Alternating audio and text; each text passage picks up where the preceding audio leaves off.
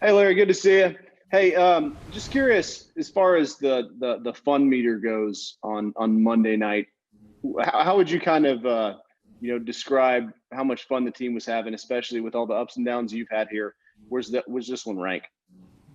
It was a lot of positive energy. It was a big game for us, on the national stage, and I feel like on all three phases of the ball, we were able to put together a pretty good, solid performance. And it was by no means a perfect game, but I feel like both or all three phases, we had a positive impact and were able to do some things that we had practiced to do. And so it was great to be able to execute it. And whenever that happens in this profession, there's going to be some excitement around that. Next up, we'll go with Josh, Catherine, and Darren. Hey Larry, you're averaging 24 yards a game. What's this year been like for you personally? Even though you haven't been producing, but the team's been winning. It's been a great year. I've been fantastic.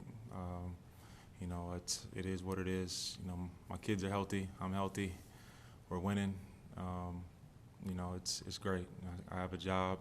Something that 35 million Americans can't say right now. So I'm privileged and honored to be able to still have something I can do. And when my number's called, I'll answer the bell like I always have. Larry, what stands out to you the most about the Seahawks team that's going to be coming in this week?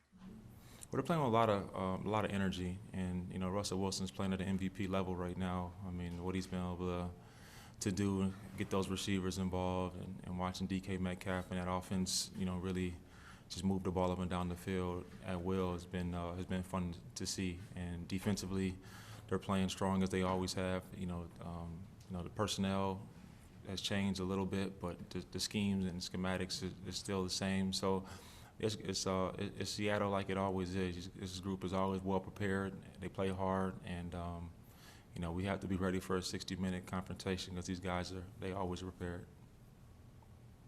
Larry, when it comes to the Seahawks, I mean, I know you guys battle the other NFC West teams twice here as well. Is there anything different about playing the Seahawks, though, in particular, for you guys over the last few years in terms of a rivalry or anything?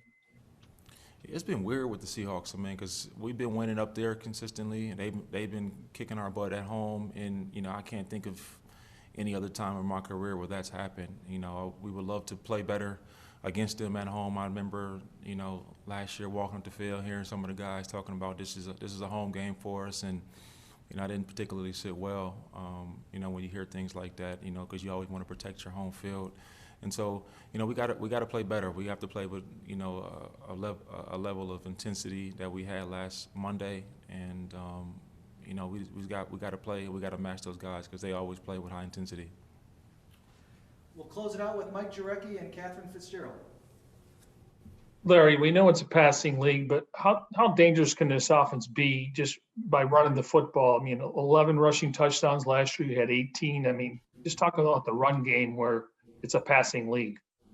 Well, when you can control the line of scrimmage, and you can run the ball, and not even for big games, but if you can continue to average 4.5, 5 yards a carry, you force teams to be able to come out of the split safeties. And when you get teams playing single high, it gives your playmakers on the outside opportunities to make plays and get those one-on-one matchups that everybody dreams to have. And the way Kyler can run the ball, and Drake and Chase, and when you can do that and control the line of scrimmage, it makes the game much easier in the passing game. So when we were having success last year, and when we have success, even this year, is because we've been able to run, and that sets up the pass. You look at the big plays we were able to make on Monday; they were all set up because we were able to make some good runs, and forcing teams to be able to put the extra man in the box, and we got to continue to do that.